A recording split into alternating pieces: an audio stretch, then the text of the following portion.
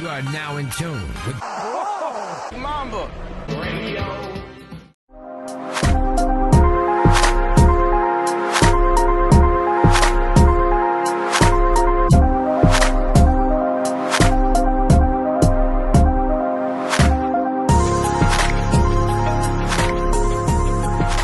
Alright, what up, everybody? Thank you for tuning into Brown Mamba Radio. For those out there who don't know, my name is Jackson, and happy Monday to everybody out there. Hopefully you all had a great weekend, and hopefully you guys are able to enjoy your Rusev Day or Wrestlemania Sunday, which is the main focus of this episode. But I know that's what you're all waiting for. I know that's what you all came here for. But I gotta rack up or recap everything that happened else around the world of sports first. So quickly, whatever happened in the wild world of sports. Before we get to anything, I can't believe I completely forgot this, but your boy won his fantasy league for basketball. I won the Mamba Basketball Association, which I finally found out what it means. But yeah, so I took home the crown. But that's about it. It ended up not being for any money, which is fine. Playing for pride, that's fine, I guess.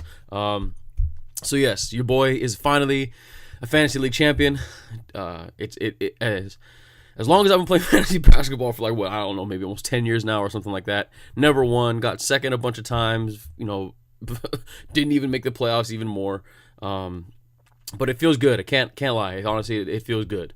It would have been nice if it was for some of that nice green, but it's okay. I guess I'll build off of it for next year and build off the momentum and hopefully be able to take it into the be able to be back-to-back champs. But yeah, speaking of champions, the Masters wrapped up this weekend, or wrapped up yesterday as well on Sunday, and Patrick Reed is your new 2018 Masters champion. Again, Patrick Reed gonna be wearing the green jacket for a whole year now. Him and Rory really, they were squaring off, on Sunday, and there was the big whole head-to-head thing because if you know the history between those two. But ultimately, Patrick Reed came out on top. Ricky Fowler, and Jordan Spieth did their best to try and come back on Sunday and make a run for it, but ultimately Patrick Reed was just too good all weekend long. And again, congrats to Patrick Reed. He gets the green jacket for a whole year now. And hopefully he can maybe we'll see if we can get a repeat champion. We haven't had that in a long time since, you guessed it, Le Tigre, Tiger Woods, who, everyone had pecked, he was the favorite to win, but everyone knew he probably wasn't going to win. But he still had a good showing. He wanted to finish even, but he finished one over, which is amazing to think, considering it's Tiger after everything he's been through. So kudos to him. Finished the last day with a 69. Nice. Very fitting for Tiger. And like I said, even though he didn't win the whole thing, I think everyone is just excited to see that Tiger had a good showing. Not great, but decent and better than everyone probably expected. But look for him to be around, just stick around throughout the rest of the tour, for the rest of the year. Maybe he can win a couple more championships. Maybe, like I said, obviously not as big as the Masters, but maybe he can win a few more tournaments and stuff like that throughout the year. So that's from from all the other sports. Now we're getting to the LA teams. First with baseball, Dodgers, Angels. The Dodgers more so than the Angels, looking a little inconsistent. They're getting the wins, they're pulling them out, and just the bats, they got to get those bats going. That's really it. The pitching is doing about as good as a job it can do, the starting pitching at least. Bullpen looking a little shaky. Baez, we all know about Baez. But the biggest one, Jansen, just I don't know if he's hurt. I don't know. There's a lot of stuff. I mean, it's still early, but there's just a lot. It's still troubling to see that he's not, like I said, not going on a limb and exaggerating and say he's struggling or anything yet, but just not looking like the Kinley that we all know. You know what I mean? He's been getting tagged a lot. Maybe these pitchers have just figured him out. I don't know. He still has shown flashes of brilliance from time to time, but giving up hits, home runs, and stuff like that's definitely not good. But again, just the bats got to get going for the Dodgers.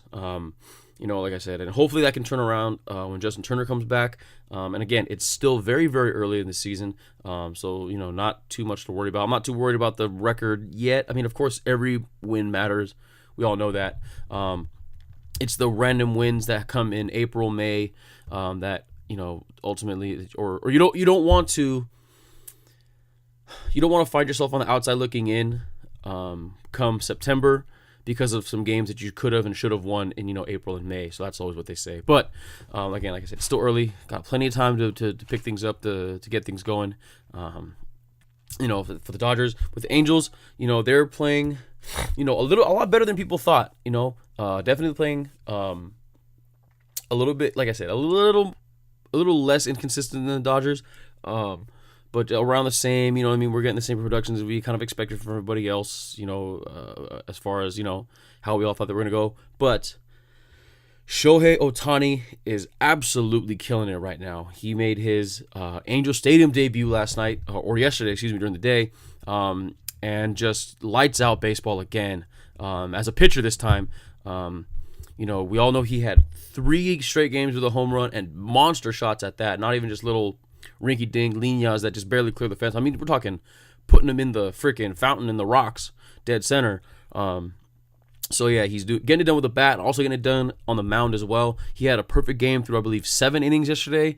Had like 11 strikeouts, some just unbelievable. But Ohtani is absolutely killing it and looking like the Japanese Babe Ruth that we all thought he would be coming into the season. And like I said, hopefully it's still early. So I'm not trying to shit on him or anything like that.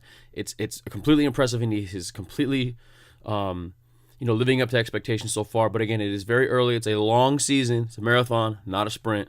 And you know what I mean? So we'll just have to wait and see if he can do it over the whole consistent MLB schedule. And because we've all seen it in the past, a lot of these Japanese pitchers who come over here from from Japan, obviously. For those of you who are not aware, the Major League Baseball pitching schedule, they usually pitch after 5 days. So it's like the time in between starts is 5 days or 5 games. Excuse me. But in Japan, they do it every 6 days or 6 games. Excuse me.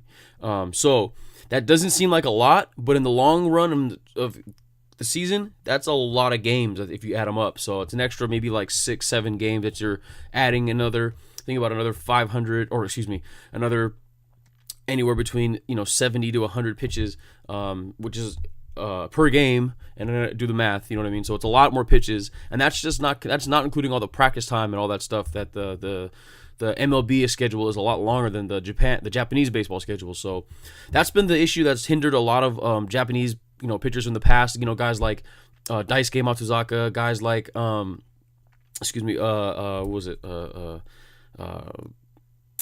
Not Hideo Nomo, he did fine, but other guys that have come in the past. I'm drawing a blank right now. But the guy that's on the Yankees and stuff like that. So, like I said, we'll have to wait and see. Very, very, like I said, very, very entertaining right now. They're doing very well. But again, it is a very, very long baseball season that is just barely getting started. So that's baseball. Moving on to basketball.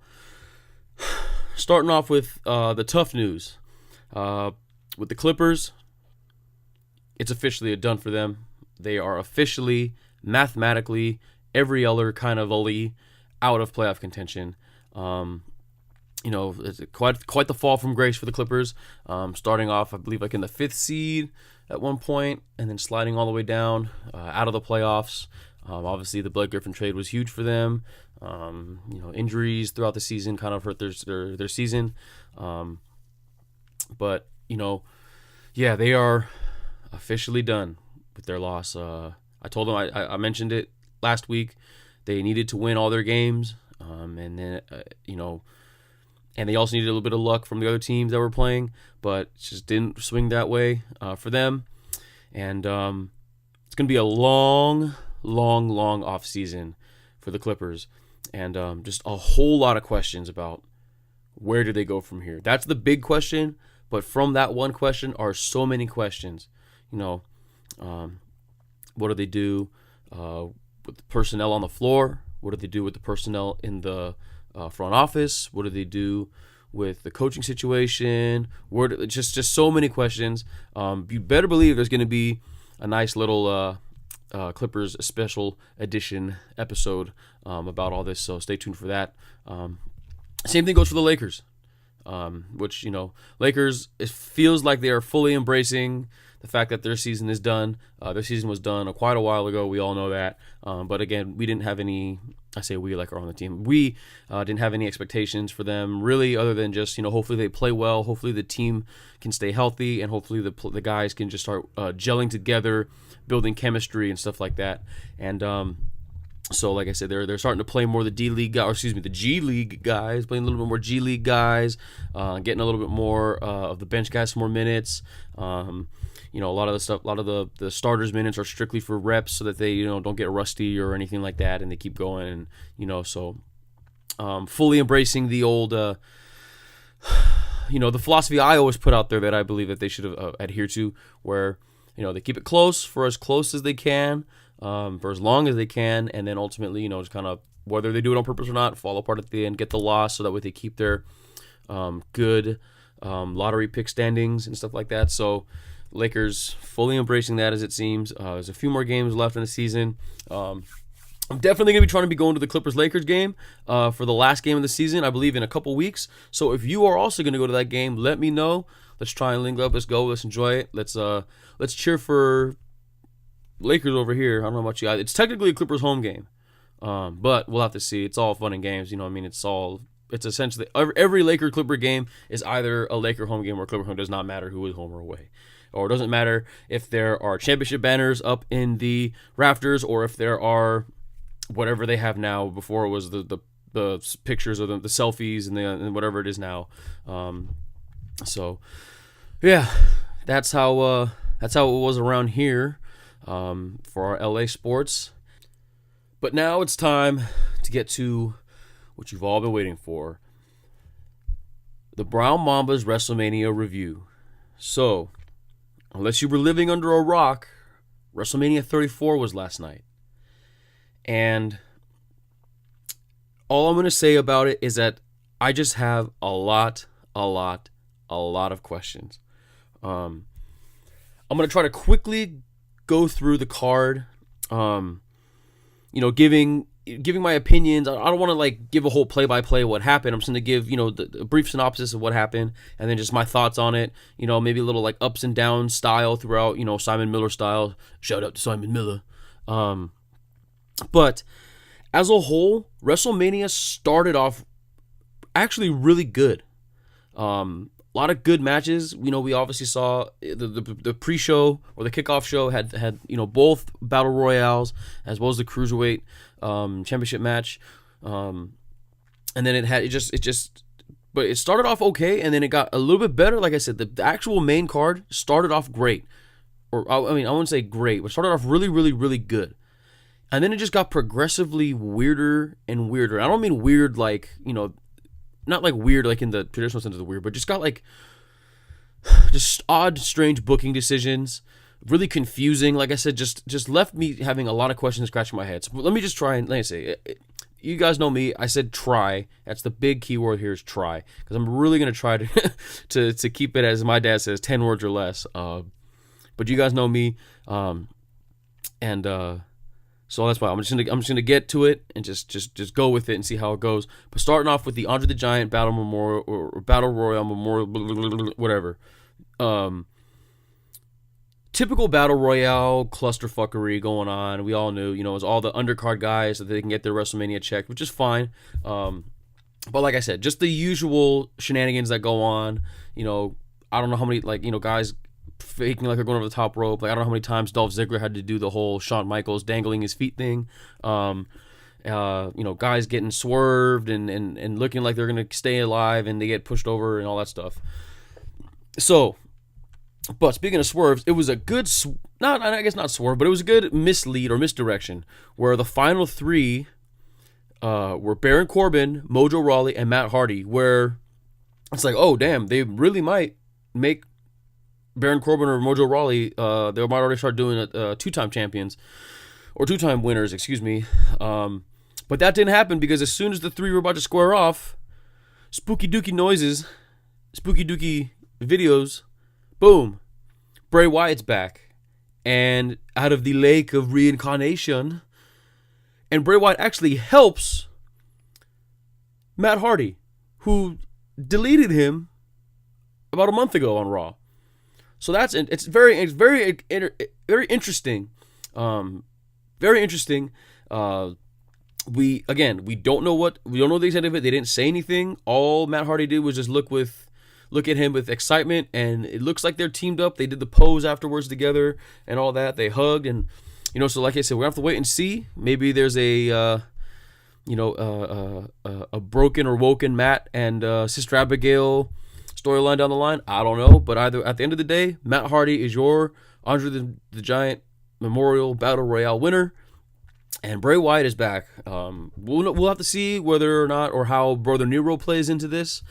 Jeff Hardy, since he's been cleared to come back too, who knows? But like I said, very excited to see where this goes. Then we had the Cruiserweight match where Cedric Alexander won. Yay, sure. Nothing against 205 Live. It's just the booking has been so bad for it that that it's as good of a match as it actually kind of was. It had no right to be that good of a match. As good of a match as it was, the crowd was just not really into it, and it suffered as a result. But like I said, that's WWE's own fault. That's what happens when they book it the way they did. Cedric Alexander's your new champ. What more can I say there? Then we had the no longer Fabulous Moolah Memorial Battle Royale for obvious reasons. If you don't know that the name was taken away, they tried to do a similar thing with the Andre the Giant by commemorating or in memorial of a wrestling legend, and they picked Fabulous Moolah, but I guess WWE willingly forgot or just thought that the WWE fans didn't know about Fabulous Moolah's controversial and slightly problematic past. You can go ahead and look it up. There's a lot of content about it out there. So they changed it to the Wrestlemania Women's Battle Royale. Very original title there, guys. The Wrestlemania Women's Battle Royale, where the winner would receive this, whether it was done on purpose and knowing WWE, it probably was. They make the trophy look like a pair of ovaries. Just go look it up. It's actually really funny, but it looks like a pair of ovaries. Just like I said, just go look it up if you're looking for a good laugh. But as far as the actual match went, it was essentially a cut and paste kind of thing as the men's one, where, like I said, it's tough to do a battle royale. I know that. And so, there was just a bunch of again, some more clusterfuckery going on. There was a cool moment where they had the NXT call-ups, take on the main roster women. I can't say divas anymore. Main roster women, and they really did a lot of great stuff, and they looked really strong. They looked a little over. So even though they all got eliminated, but like I said, look for them in the future. Hopefully sooner rather than later. But then coming down towards the end here again, another great swerve at the end where they had everyone kind of predicted it'd be Bayley and Sasha going head to head in the end. And then they knew one of them was going to do some kind of heelish tactic on each other to help progress that feud going on. In the end, Bayley, they looked like they were trying to work together or do something like that, and Bayley sneak attacked Sasha and eliminated her, looking for the potential Bayley heel run, which I'm still a little about. And so Bayley thinks she's got it won, and I say thinks because without anyone knowing, Naomi technically was not eliminated, I guess. I guess she went through the middle rope or under or something, and she appeared out of nowhere. They swerved everybody, and they did a little dance there, and Naomi eliminated Bayley, and she snuck in and won the first ever historic women's WrestleMania Battle Royale. I think I said it right. I think I got all the words that needed to be there. But yeah, so Naomi won. And that was the kickoff show. Fine. Moving on to the main card. The Intercontinental title match. The triple threat match between Finn Balor, Seth freaking Rollins, and The Miz, Big Daddy Miz, was a great start to WrestleMania. great work rate match just to get everybody going. Obviously, because of Seth Rollins and Finn Balor. Nothing against The Miz, but it's just everyone knows how good Seth Rollins and Finn Balor are and how much they can go. And The Miz just did his part too to fill in with the theatrics and the heelishness and all that stuff. And it was just a great kickoff to the show. Not like the kickoff show, but a great start to WrestleMania. And I really, really, really, really wanted Finn to win. But, Rollins is still a good win as well. And he also he's a Grand Slam champion himself. For those of you who are unaware, it's when they win the big four titles. Whether you're a WWE champion, you're the Intercontinental champion, the U.S. champion, and a tag champion. You've held that at one point in your life, not all at the same time.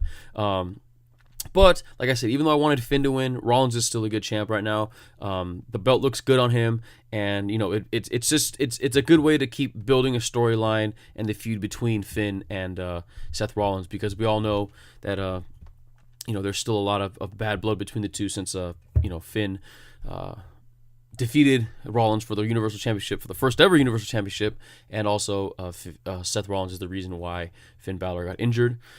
So that was the start. That's how that went down. Then we moved on to the SmackDown Women's Championship match between Charlotte Flair and Asuka. So the match was really, really good. Not totally great, but really, really good. They had a lot of good spots. They did a Spanish fly off the top rope. Holy shit. They did a Spanish fly off the top rope. A lot of good, combat stuff. They always say, like a lot of good punching and hitting and all that stuff. And then there was a great, when Charlotte tried to do the moonsault, and it was countered right into an armbar or a triangle, or whatever you want to call it. Between them, that was just great.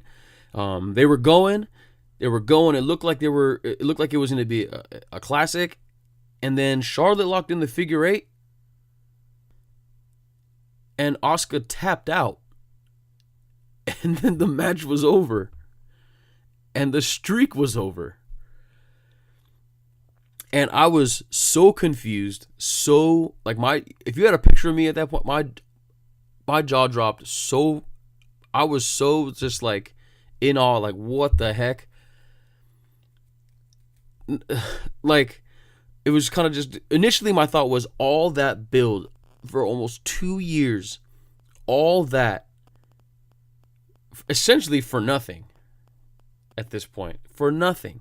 To just lose at WrestleMania, it just seemed like such a waste. And, and then listen, if there was anyone to do it, of course you had to pick Charlotte Flair, because she is the best, like right now. I know that there were probably plans to have it be against Asuka and Rousey, maybe, but it was, if anyone had to do it, it was going to be Charlotte. So that they got that part right. I'm just not sure if it was the right time, because again, like I said, it's just they spent all this time building up Asuka as like the female Goldberg, and just having, like I said, almost like about 2 years of wrestling and not losing, to just lose in your first match at WrestleMania. Now, I know people are trying to say, well, it's not about the destination, it's about the journey, and blah, blah, blah. There was a lot of great matches she had in there with, I'm like, yeah, I know. But at the same time, it's like, sometimes it just got to be a payoff. But listen, as I go on, you will know that this is a very, very, very recurring theme throughout the night, on the very long night, that things just did not go the way that everyone thought they were going to go. I'll just put it at that. If you saw WrestleMania for about 6 hours or so, it was just one after another after another. So that was how it went. Again, Charlotte retains. And what does Asuka do from here? I don't know. I that's the thing. That's the big thing for me, is I don't know what Asuka does from here. And she is so good. Everyone loves Asuka, but does she get a rematch? I don't know. I'm sure she will, but who knows what's going on right now. But, yeah, the streak's over, and I don't know what's going to happen with Asuka next.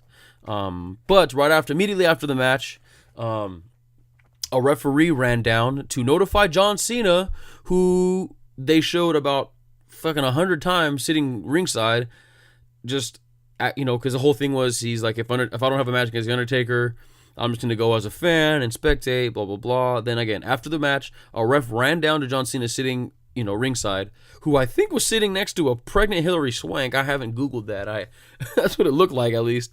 And told him that the Undertaker is here. He's there tonight. So John Cena just got up and ran to the back like, I've seen people argue saying that that's not really how John Cena runs. He just does that because it looks silly and he knows it looks silly. But I'm telling you, that's the way that man runs. That man runs very sillily. That man runs. Every time, just go look it up. That man cannot run. I'm sure he can run. He just has very silly looking form. But yeah, so that happened. He ran to the back, got another video package.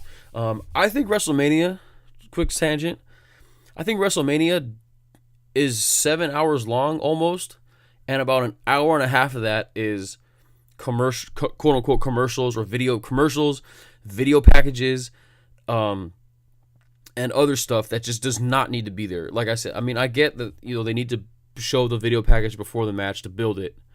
But Jesus, man, they don't have to be 5 minutes long. They can just be 2 minutes, Anyway, that's just another tangent. And as you can tell, I'm getting hot because here we go. The U.S. title match, the Fatal 4-Way match between the champ Randy Orton, Bobby Roode, Jinder Mahal, and Rusev Day. Going into the match, I didn't know who was going to win. Everyone obviously wanted Rusev to win because it's Rusev Day, and he's so over.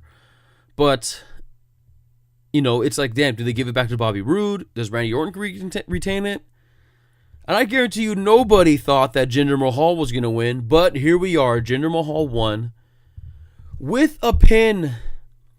Getting the pinfall over Rusev on Rusev Day nonetheless. Shaking my damn head. And now Jinder Mahal is our U.S. champion. And I can't even, you guys know, everyone knows how sick of Jinder Mahal I am and his gyno puffy nipples. But God, can we stop with him already? He is so bad. He is so bad. And people are trying to say, well, they need a heel champion somewhere. Yeah, you can give it to, make Bobby Roode a heel. Don't make him a heel as like the arrogant, cocky, I'm glorious and better than all of you. Do that. Because we all know how good Bobby Roode is. Jinder Mahal is not good. And I'm done. I'm just not, that's the whole thing. I guess that's the whole thing is they just, whether you like it or don't like it, they just want you talking about it, which is what I'm doing. So I'm just going to stop. Hopefully this builds to a future feud where he loses to Rusev and we can all be happy and Jinder Mahal goes away forever, please. But yeah, on Rusev Day too, god dang it. But then we had to move on. So the only way to get the stink off of that win, in that match, was arguably the second most, or arguably one of the most anticipated matches at WrestleMania. I don't know about ever, but in a very, very long time. And it was the mixed tag match. I think that's how they officially announced it. But the mixed tag match between the debuting Ronda Rousey and Kurt Angle versus Triple H, the god of wrestling himself, and Stephanie McMahon, the goddess of women's wrestling herself.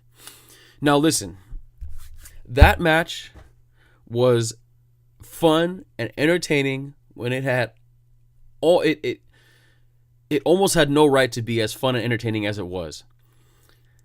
And it started very, very, very slow. Like I was watching it with my friend Hako, and we were like, dude, this is like one of their old matches from like 2001, but in slow motion. Like when you're on YouTube and you can change the speed settings, and it's like, let's just take a match from when they had it at Vengeance in 2002 and just put it on like times 0.05 and just watch that match. That's how it was. But again, as entertaining as the match ended up being, it was about 8 minutes too long. Maybe 10 minutes. It just felt too long, and it felt like it took too long just to get to the good stuff, which is what everyone wanted to see. But again, anytime there's a match involving Triple H or Stephanie or just the McMahon in general, they have to just drag it out so they can be the star of the show and everything. And I get it. But again, it was just, no one wanted to see any of that stuff. They could have done. So the whole point is they wanted a classic good guy versus classic bad guy thing, and they had Stephanie McMahon be the big heel. We get it. She was doing all the devious things and all that stuff. We get it, but they just went so overboard. Just had to make it all about them and stuff. And like I said, I get it. But yeah, ultimately, it came down to what we wanted to see was Ronda Rousey getting in there, kicking ass. But hey, but as good as Ronda Rousey looked. She forgot that she was going in the ring against Stephanie McMahon, the greatest women's wrestler and combat athlete in the world, because she was able to defend herself from an armbar that other legit MMA fighters could not do against Ronda Rousey. So, maybe before Ronda steps in the ring next time, she remembers, hey, she got lucky with that one against Stephanie McMahon because, you watch out, she's a McMahon. So, as you'll see, how tough they are throughout the night. But again, ultimately it ended the way we all thought we wanted. Well, the way that everyone wanted it to. Rousey locked in the armbar on Stephanie McMahon, and made her tap. She got some good offense in on Triple H. She wanted to square off against him. She's like, I don't give a fuck. Let's go, bitch, let's go, and doing that shit, and it was cool. And Triple H almost actually pedigreed. Triple H actually almost pedigreed her, and imagine if that happened. Imagine how hilarious that would have been if Triple H just pedigreed Ronda Rousey and pinned her 1, 2, 3. That'd have been hilarious. But as not pessimistic, but as unsure of how Ronda Rousey was going to be, as I was going into the match, she looked good. She did look really good. She looked good selling. She sold. The moves. She really sold taking bumps, like when she was getting pulled off the apron and hitting her face. She sold it well. She sold going into the ring post well. She sold very well, very good. Everyone knows how good she is at making, scary faces and smiley faces and all that stuff. She's very, very good at that. And like I said, I'm very, very optimistic about her going forward. Interesting to see what they do with her and how they continue to book her going forward, but just a good start to her career, even though it was against Stephanie McMahon, who obviously isn't the highest measuring stick. And also props to Triple H, man, for having good entertaining selling. Say what you, I know everyone jokes around about him being the god of wrestling and all this and that, but that man has jobbed for so many people at WrestleMania, except for Sting. But that man has definitely jobbed for a lot of people at WrestleMania. His record is really bad at WrestleMania now, but props to him for that. And so, I just wanted to shout him out for that. But yeah. Again, great debut for Rousey. Angle, as I can't remember who it was on the Mass Match. I think it was Steve Kazee or whoever it was. But shout out to him who made the joke, or Dan St. Germain who made the joke that it looks like Kurt Angle has not blinked in 3 years. And seriously, and he looked good. He started off really slow and robotic, how he always does recently. But then once he got going, it's like he just snapped and lost it. And just pulled the straps off, and he was getting back into the old Kurt Angle, making the old Kurt Angle faces that we're used to seeing. So shout out to them. Shout out to those dads for really holding it down as best as they could. So that's how that went. Then we moved on to the SmackDown Tag Titles. The perfect way to come off that match with Rousey and Kurt Angle and Triple H and Stephanie was with the SmackDown Tag match, and essentially a squash match with the Bludgeon Brothers, the New Day, and the Usos, where the Bludgeon Brothers just dominated everybody. They took care of business. They handled the Usos. They got rid of the New Day, beat everybody up, and the Bludgeon Brothers are now the new SmackDown Tag Team Champions. Oh, excuse me. And just interesting to see where that goes with them. There's either two options with this. Either the New Day and the Usos are going to have to team up to try and stop them. It's kind of like one of those things where it's like, we don't like each other, but hey, there's this other unstoppable force that we can't take care of, we have to team up for. And if we want to be champions, again, we know that we have to beat them, so let's team up and take them out. It looks like it's either going to go down that route, or the Authors of Pain are getting called up soon. And it's like they have the Bludgeon Brothers, who are this dominating Smash Mouth bruiser style. And the only way to counter that is with someone else who can be just as powerful and dominating and Smash Mouth and brutal as those guys. Come on, they're the Bludgeon Brothers and the Authors of Pain. So, I mean, it's almost like a match made in heaven. So we'll have to wait and see how that goes. But again, new tag champs on SmackDown, the Bludgeon Brothers. And then we got to, personally, I guess you could say, one of my favorite moments of the whole night. So John Cena comes out, and then he's calling out The Undertaker. You know, he's like, I heard you're here, blah, blah, blah, does all that shit. And then the lights cut out, and everyone's going nuts, waiting for the gong. And instead of hearing the gong, you hear the guitar strum. And probably the most genius swerve of all time.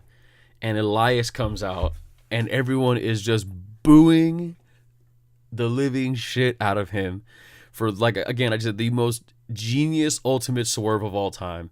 Comes out, even acknowledges it, saying, were you expecting somebody else? And just starts playing his song, does his thing, and then, you know, gets jobbed out to John Cena, whatever. John Cena does his thing like he always does, like Super Cena, and again, it doesn't make the sad face. Then we know what's gonna happen. We know what's gonna happen. Cena's looking sad and perturbed. The camera pushes in on his face, and he's looking sad, like, I can't believe he's not here. And then the lights cut out again. The gong hits. Scooby-Doo ass lightning hits the ring, and the Undertaker's hat and gloves and cloak are in the ring. Happens again, and they're gone. So now we're thinking, where is he? Gong hits. Undertaker returns. Not as the American Dadass that everyone thought he was going to be. Not with Kid Rock like everyone thought he was going to be. But as the dead man, the grave digger, the cult leader, the Ministry of Darkness, Undertaker, came back and essentially had a squash match, which is perfect for what it was. You know, it's perfect for what it was. You know, you can't. And then, you know, shout out to Pacitti, Adam Pacitti on Cultaholic for making this point. You know, I thought it was perfect just because it was like, damn, that was great. You know, I mean, like, it was perfect for the fact that, you know, we all know how old Undertaker is now. He's very old, or not very old, but he's old in wrestling age, and you don't want him to go for too long. He just had hip surgery and all this and that. But Undertaker looked great. He looked really good. He was moving around well. He did old school. He did the running lariat. He, you know, hit a choke slam, tombstone, tongue out, eyes back, everything. Nailed it perfectly. But shout out to Pacitti for making this point where it was perfectly booked. Or what helps make that perfectly booked is that you could not sell The Undertaker coming to WrestleMania and then only giving a squash match. That would make people so unbelievably upset and pissed off, especially because they have to pay money for even though it's like a free 30 days, they have to pay money for the WWE Network to get WrestleMania. So again, it's perfectly done where don't market it. All you do is just flip the marketing around. Don't make it as the main selling point. Just make him a special appearance, a cameo. And like everyone knows he's going to be there. It's just they didn't actually say it. So because of that, it was a surprise, and you guys all know how it works. But it was perfectly done. Great, good moment. But the only thing is now, again, back to, this is where slowly, the more and more questions start to come into play now. The Undertaker's here, but now what? Is he sticking around? It was just last year's ending to WrestleMania where he did the whole leaving his stuff in the ring and the walk up and the smoke into the way he retired, quote unquote, was perfect. Absolutely perfect. And it's like, it's like, please just don't have him come back so you don't ruin that moment. But again, like I said, this return was actually just as perfect as his retirement. But again, now I'm saying, what do we happen now? What happens now? Does he have any more matches? And if so, against who? Is there a Cena rematch at Mania next year? So now we have to wait a whole another year for him to wrestle when Undertaker's a whole another year older. Does he come back and do something, at like SummerSlam? I've been seeing stuff where people are theorizing or fantasy booking that he would be at Survivor Series and have him end his career at Survivor Series because it's the whole coming full circle thing.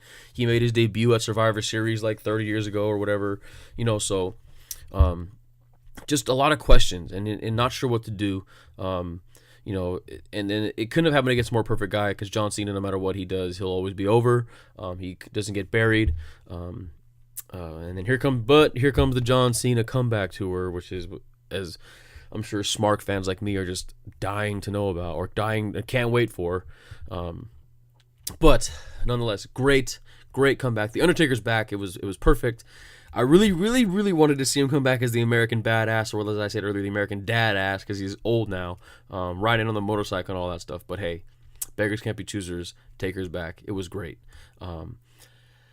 And the only way to follow up the Undertaker returning, is with Daniel friggin' Bryan returning. That's the only way they could have done it, and it was perfect again. And I've mentioned this before. I know I have. But Daniel Bryan is one of the wrestlers that I wish I had gotten to see before for that period. There was a period where I did not watch wrestling at all. Like right after early college time and stuff, that was like in the they call it the Ruthless Aggression era. And that's when wrestling got really, really, really bad. Except for a few things. Like I wish I got to see Daniel Bryan. I wish I got to experience and see Daniel Bryan as it happened. I wish I got to experience CM Punk as it happened. I wish I got to experience, earlier Brock Lesnar during that time, because I saw Brock Lesnar when he first debuted. I'm going on a tangent, but Daniel Bryan was one of the guys I wish I'd gotten to see. So it was cool to get to see him come back.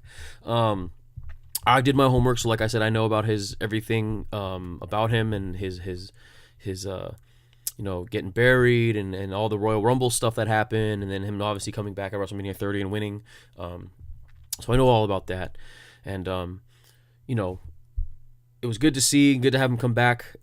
He got taken out early in the match, and, it looked like it was going to be over for the team of Daniel Bryan and Shane McMahon, but nope.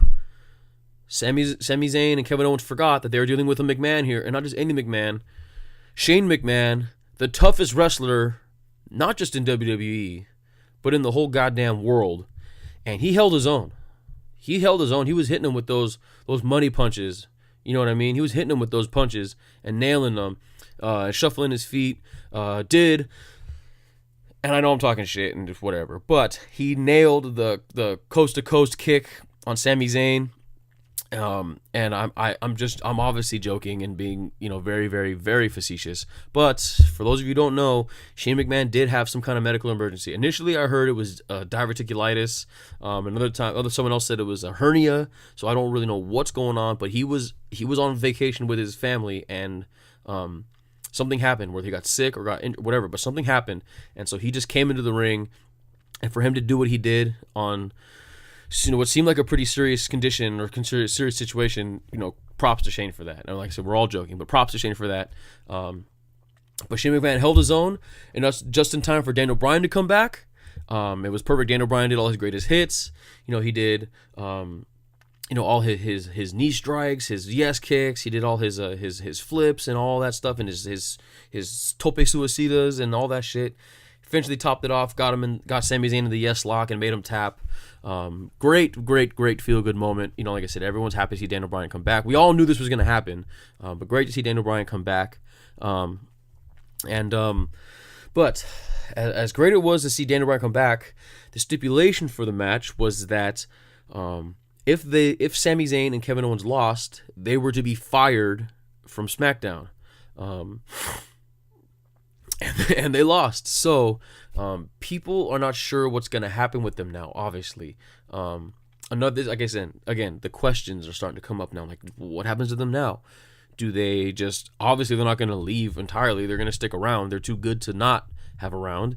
Do they go to Raw? And then if that's the case, does that mean that there's going to be a superstar shakeup coming down the chute somewhere? Which I hope does happen. So yeah, again, just not sure what's going to happen. Also, what happened to Dan O'Brien? Does he go back to being the general manager? Does he just focus on being a wrestler now in the ring? And then that's, you know what I mean? So like I said, there's a lot of questions going on. So, ow, my funny bone. Damn it. But yes, a lot of questions going on. But like I said, just again, like everything with wrestling, we're gonna have to wait and see. Then one feel-good moment followed up with another feel-good moment. Nia Jax and Alexa Bliss, the story of pretty lowbrow, like bullying and stuff going on, and body shaming and all that stuff. You know, and I get it. They're trying to tell a story. Is it a little over the top, and a little not like full on distasteful, but just a little, you know what I mean when I say, not like I said, not full on distasteful, but it's kind of like I said, just very like, and I know it's wrestling and it's melodrama and all that stuff, but it's a little over the top. Was it though? Yes. But it's all paid off for a good feel-good moment as Nia Jax finally wins the title against Alexa Bliss, who, for all my money, was such a great champion. I love Alexa Bliss. Everyone that knows me knows I love Alexa Bliss. Even my friends and stuff who don't watch wrestling and don't care about wrestling know how much I love Alexa Bliss. And as good as a champion as she was, the belt just feels right with Nia Jax because she is the most dominant and physically, and she just has the look. She can carry herself well, and she's going to be a great champion. I don't know who will dethrone her eventually. Maybe it's Alexa Bliss doing some devious stuff again. I don't know, but you know that there's going to be a good feud between these two going forward. But yeah, again, the belt just feels right with Nia Jax. Congrats to her. It was a great moment. Again, a little over the top with the whole inclusion thing. They had a little slip up with the coach, trying to do that whole. They had this whole like scripted thing for him to read about if you've ever been bullied or if you've ever been body shamed. You know, this win is for you. It was like very, very WWE for that kind of stuff. But again, another feel good moment nonetheless. As Nia Jax is your new Raw Women's Champion.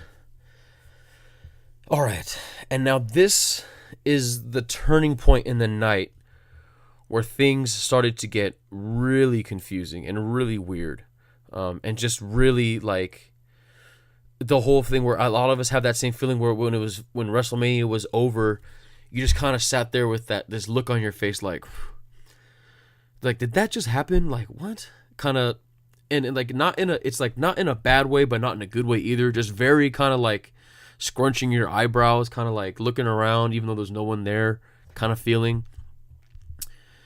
And it was for the WWE title match between Shinsuke Nakamura and AJ Styles. In what, in my opinion, was the biggest disappointment of the night. Now, I know everyone, this might be from the fact that we set the expectations so high and we all thought this was going to be an instant classic, you know, where it would be like a WWE-ish version of their New Japan Wrestle Kingdom match from about 3 years ago, you know, and that you know, I'm just going to say this right now. For those of you who have not seen that match, I think New Japan, their New Japan's official site, posted the whole match in its entirety on their YouTube channel. So please, please, please go watch it or somehow get a hold of it. Order the New Japan stuff. Do whatever. Find it on YouTube, Dailymotion, whatever, Vimeo, Pornhub, Find it however you can and watch that match. That is a very, very good match. And because of that, though, that is why everyone thought this match was going to be the way it was. And it was the exact opposite. And shout out to my boy Hako, who called it.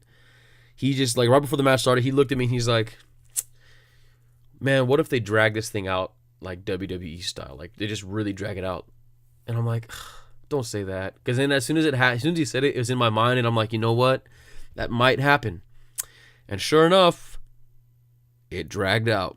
right in the middle with a lot of submissions. And, of course they're trying to tell the story where, everyone knows that Shinsuke's finisher, the Kinshasa or the Bumae, however you know it,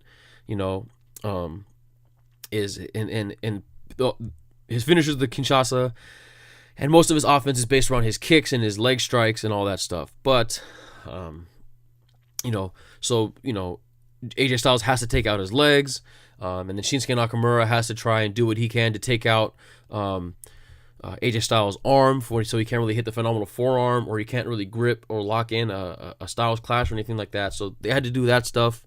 Nakamura was trying to do arm bars, and had those locked in, or triangle holds or stuff like that. And then AJ Styles obviously doing the calf crusher, which, by the way, is one of my favorite submission moves, even though I hated how long they kept having to do it. It is one of my favorite submission moves because that shit looks like it legit hurts. Not like the way that the figure four, it looks like it hurts, and all you have to do is just roll over to reverse the pressure.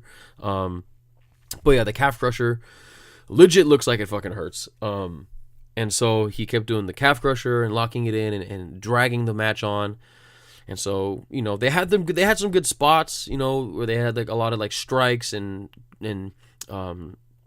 combinations and hard hitting stuff. And they were like, there's that moment they were really hitting each other hard with the forearms, and it looked like Nakamura was like legit hurt.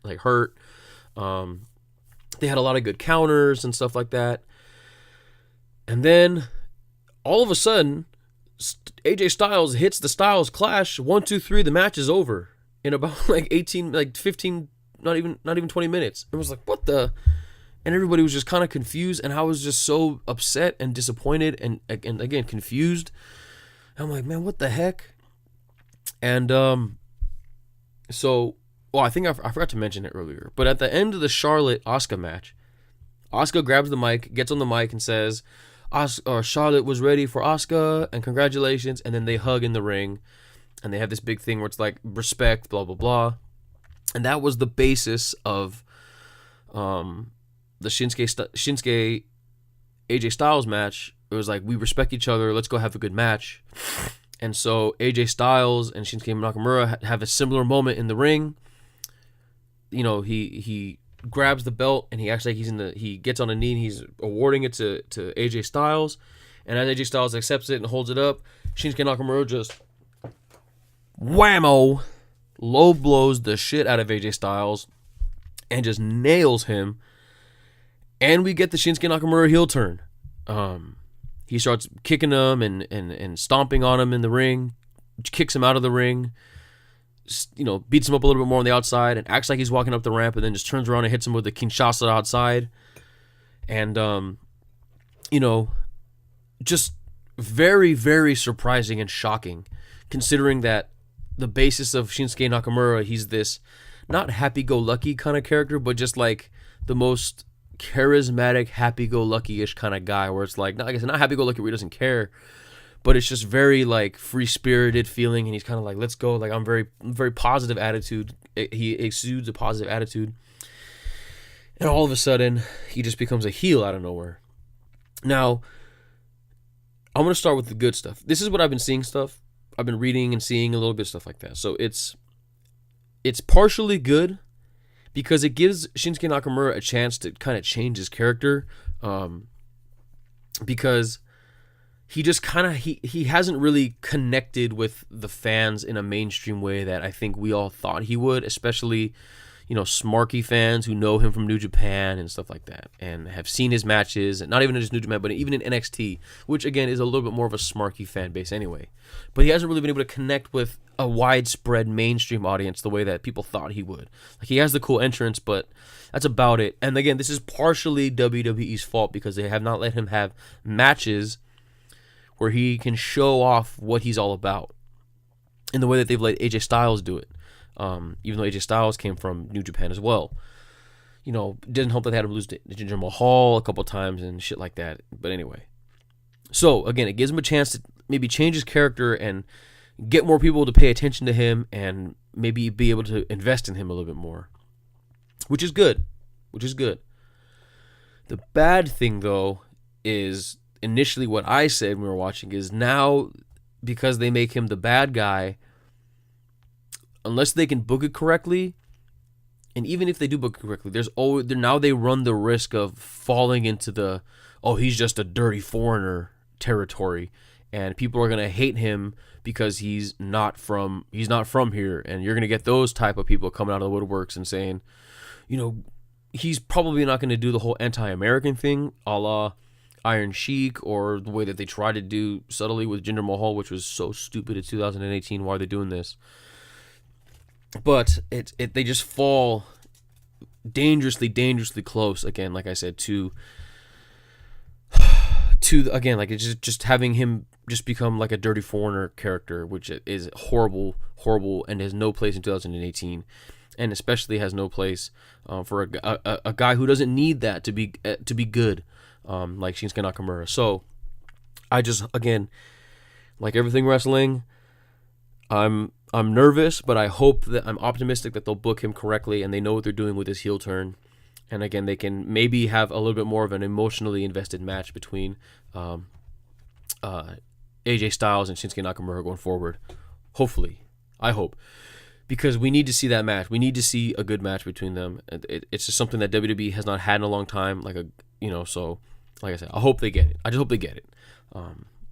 So after that match, we got possibly the funniest segment of the night, where for the Raw Tag Team Championships, whereas we all know, Braun Strowman did not have a partner.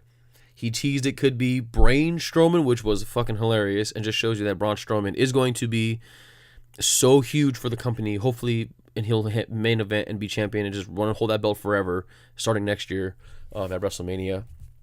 But Braun Strowman is the future, and again, it's side tangent. But Braun Strowman did not have a tag partner going into this match, and he is in a tag team championship match.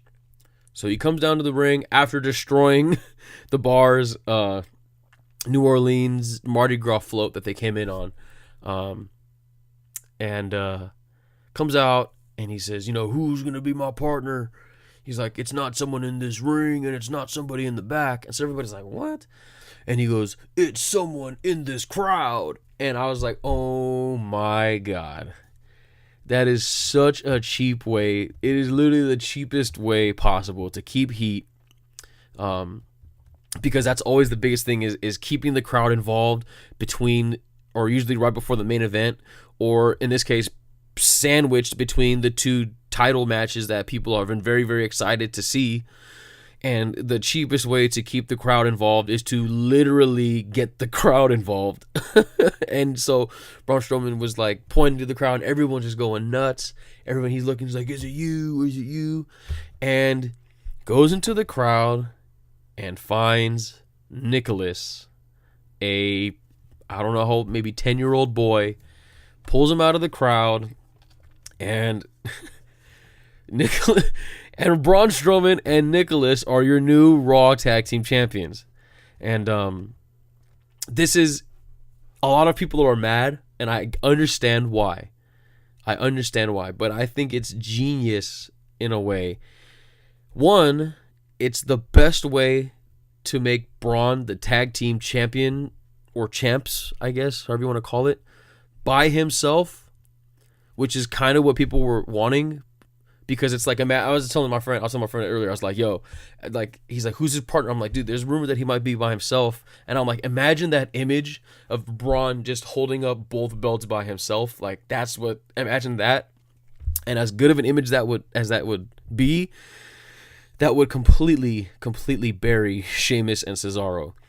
So again, allows him to be the tag champions, or however you want to phrase it, by himself without it actually being by himself. So who knows what's going to happen with him and Nicholas going forward. I'm sure it's not sustainable. And also, by doing that, it kind of, not like I said, it doesn't full on bury the Sheamus and Cesaro, but it kind of does. And I think there's been rumors that they're going to take time off to recover from injuries. I know Sheamus more so than Cesaro. Sheamus, I think they said it's like spinal stenosis or something like that. So he's been wanting some time off. He's been doing this for a while now. So like I said, I think that's good. It's good to get the belts off of them so they can go do that and stuff like that. But yeah, Braun Strowman and Nicholas are your new tag champs. New tag champs. God damn, that's crazy. So that happened, and then it happened. It finally happened. The match, 3 or 4 years in the making. The match that we knew about a year, even before last year's WrestleMania, we knew this match was coming. Brock Lesnar versus Roman Reigns for the Universal title at WrestleMania 34. And this was probably the most confusing main event in WrestleMania history, at least that I can think of. Because again, everyone should know this by now. So everything went exactly the way we all thought it would end up. Brock dominated most of the match. He took him to Suplex City, bitch. Not just Germans, but belly to bellies too, which is I love seeing when he does, because he's just tossing these guys. Germans, belly to bellies, in the ring, out of the ring, throwing them to the post, throwing them into the announce tables, throwing them into the barricade. Then Roman comes in and hits Superman punch, Superman punch, Superman punch. A very, very... Normally, these matches would be good with these big, high-impact offense, but every time that they square off, they just do the same thing over and over and over again. And part of it, it's just like I said, it's good, but it's just the same shit over and over again. We've been seeing it for the last 4 years.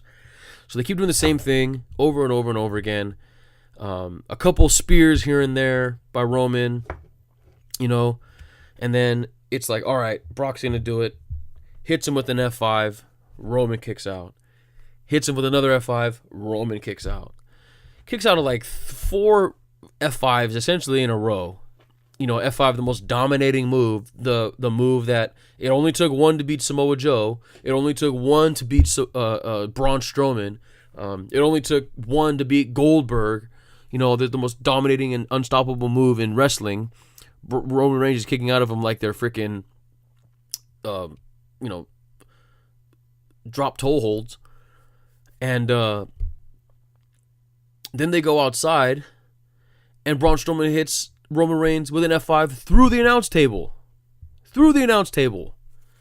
And Roman Reigns kicks out again. So then here it comes. It's just going the way we all thought it was going to go, like for perfectly set up for the Roman Reigns comeback. So Brock Lesnar loses his gloves, and he just bare knuckle punching Roman, busts him in the head with the elbow, Randy Orton style, and busts him open. And I thought it was a blood capsule because of the way it looked, kind of like there was a lot of blood coming out of his face because he was bleeding, a lot of blood. But apparently it wasn't. He busted him open the old-fashioned way. And now look, and when I say old-fashioned way, I'm not sure if it's the old-fashioned way, because he could have bladed beforehand, let it heal, and then boom, bust it open again. That's a classic wrestling move. And then Roman starts to come back. Here it comes. Hits him busts him open. Goes for the pin cover, kicks out, hits him with a Superman punch, a couple spears, blah, blah, blah. We're like, oh, shit. And then so Roman's face is all bloody. It's like, oh, damn, they got the image now that they want. It's all the dramatics, the cinematics, the melodrama that they need. Where, like I said, it's like Roman's come back, and he's bleeding now, and he's hit him with the spears, and he's like doing all this stuff, and he's like doing his little oorah, raw faces, and he's got blood coming on his face. Like I said, Superman punches, spears, all that good stuff. And Brock kicks out. They go to square up. And then Brock grabs Roman again. Hits him with his 6th F5. And Brock wins. Brock retains the belt. Brock Lesnar is still your Universal Champion. And literally no one saw this coming. No one saw this coming. Everyone knew, or at this point thought, that Roman Reigns was going to win. Because again, like I said, this match has been like 3 years in the making. And all they set it up for was for for Brock Lesnar to have this dominant run, hold the belt for a whole year, just run through everybody, bury Braun Strowman, bury Samoa Joe, bury all these guys, just so that he can look so strong, so that way Roman Reigns looks like he's the strongest fucking thing in the universe because he defeated Brock Lesnar and Roman Reigns the champ. Now, part of me, as much as I hate this, part of me just wanted it to be over with so we can just move on with storylines and get it over with. Because we're all just so sick of seeing the same thing over and over again with Roman Reigns. But no, it didn't happen. And the biggest question of the night is, now what? Now what happens? What happens next? Is there a rematch? If so, when? And then how are they going to do it? Are they going to put him in a Hell in a Cell? That's my next guess. Hell in a Cell, but I don't know where. Do they do it on Raw? Do they do it at SummerSlam? Where do they do it? It's got to be in a Hell in a Cell now. That's got to be it. That's Brock Lesnar's match now. Now the Undertaker's not really doing it. That's Brock Lesnar's domain. They can be crazy and do a bunch of stuff in there, and then they can have, a drawn up. It's got to be at it's got to be in a Hell in a Cell. That's the only thing I can think of. But the fact that it just didn't happen at WrestleMania, I think, swerved so many people in such a not like deflating, but in that way where everyone's just kind of like, it happened, and again, you just made that scrunchy face like you're making the Jackie Chan meme face, like what just happened? Like, Roman Reigns was supposed to win, so we don't have to deal with this shit anymore. We're sick of it already. And it just ended. It just ended. And we thought, okay, like, it ended. Maybe Roman Reigns going to get up and beat up Brock Lesnar now and all this stuff, but nope. Nope. It just, Brock Lesnar got the belt. He took the blood, he smeared it on himself a little bit, had the belt, Paul Heyman gave it to him, and they just walked up the ramp, and that was WrestleMania 34. Again, not the best WrestleMania, not the worst by any means either, but definitely not the best. And like I said, just so many questions. And I know I said it. I always say that wrestling is at its best when it either blurs the lines between reality and kayfabe, or when it surprises you. But this is something completely different because everyone was surprised with how a lot of things went. No one thought Brock Lesnar was going to win. No one thought Shinsuke Nakamura would turn heel. Nobody thought, well, most people kind of knew, but the Undertaker was going to come back. But nobody thought he would come back and it'd be a squash match. Nobody thought Jinder Mahal was going to win the belt. And nobody thought Asuka was going to lose her streak. But it all happened. It all happened last night after a very, very long and exhausting night. It was rough. It was pretty rough. I can't lie. But it was definitely entertaining. I'm sure a lot of people are just, they feel the same way I do about it right now. And there's kind of like I said, just kind of just do that. They go, well, I mean, it happened, and they'll have the same kind of reactions. And based on, I'm going to go on, and so right now people are very confused about WrestleMania, and just kind of like, what the heck? What's going on here?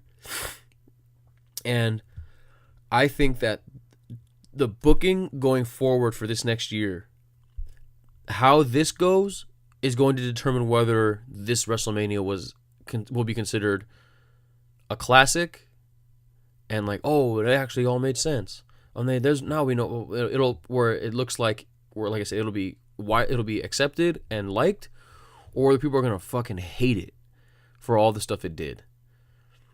So again, just so many questions, so little answers, but I guarantee you they're gonna be looking for answers on Raw and SmackDown this week and in the weeks to come, especially Raw tonight and SmackDown tomorrow. There's going to be a lot of eyeballs watching just to figure out what the hell is going on, because I don't think anybody really knows. But yeah, again, if I had to give the SmackDown a number, I'd say it was about a 7 out of a 10. Just because it started so good. The matches itself were pretty good. It had some moments, but like I said, by no stretch of the imagination was it an instant classic, or was it, just a dumpster fire either. Maybe a 6 too. I don't know, depending on what mood you catch me. Probably, if you asked me yesterday, I'd have said it was a 6, but today I'll probably say it's a 7. I'm being nice.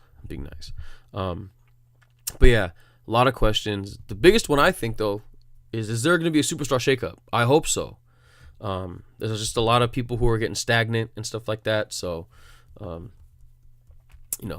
have to wait and see. Hopefully it's sooner rather than later. But again, that was WrestleMania 34. And that was the Brown Mamba's review on WrestleMania. Thank you for sticking with me. I know I said I'd try to quickly go through everything, but hey, you know me. And again, thank you for sticking with me all the way to the end. That's going to do it for me today. Like always, thank you for listening. Again, it just means so much to me that you guys are listening and following along, because I wasn't really sure. I wasn't 100% sure how things were as I was doing this, and then when I lost my account, my original account, I had to create the new one, and I'm seeing that people are still listening. That's great. It means a lot to me, and people are showing a lot of support. And again, I just really, really, really appreciate it. Thank you guys out there. So again, thank you guys so much for listening. Thank you for supporting. Make sure you subscribe and follow along on SoundCloud, iTunes, Stitcher, YouTube, and again, I'm now available on TuneIn for all of you guys out there who use TuneIn. Again, also, I'm going to try to be working on possibly doing some live stream stuff, where I can broadcast live on the air, on the internet, as well as trying to do some stuff with like Instagram Live. So again, follow along on Instagram. That's easy to do, but I want to make it like all simulcast, so it's all connected. You know what I mean? I'm trying to do that. And like I said, so if you have any suggestions or anything like that, let me know. With that, and again, to see the live streams and all that stuff, that I hopefully make sure that you guys subscribe and follow along on Instagram. Instagram, Twitter, Facebook, all that good stuff. Mainly Instagram. Follow along there. Follow along on Instagram. It's at Brown Mamba Radio. Again, I'm the only one. Or you can follow my personal one, JXCKSXNNN. And again, like always, everything is always available on brownmama.us. I'm still tweaking some things to get in everything. I'm trying to get the tune in on there as well. I believe I have Stitcher on there. I got the SoundCloud. I think I got iTunes. I got all that stuff. But again, brownmama.us for everything. And yeah, again, this was a long episode, I know, a little bit longer than it's been in the past. But again, thank you for sticking it with me. Hopefully you enjoyed WrestleMania as much as I kind of did. I still enjoyed it. As confusing as I was, and as long as it was, I still enjoyed it. That's how much I love wrestling. So again, hopefully you guys enjoyed WrestleMania 2. If you did, let me know. If you didn't, let me know why. Hit me up on the comments here. Hit me up in the comments on Twitter. Yell at me there. Yell at me on Instagram. All that stuff. Just hit me up, whatever. Just let's get engaged. Let's do all that stuff. So again, that's it for me today. Hopefully I'll be back with you guys later on this week. If not, I'll catch you guys next week. But make sure you follow along. I'm always active on all the socials. Follow on there for everything else that I do all throughout the week. Again, don't just have a good week. Make it a good week. Drink more water out there. Health is wealth. It's starting to heat up in LA, so again, please drink more water. And be nice to each other. It's easy. Trust me, it's much easier to be nice than it is to be mean. And like always, I'll catch you guys in the next one. Peace.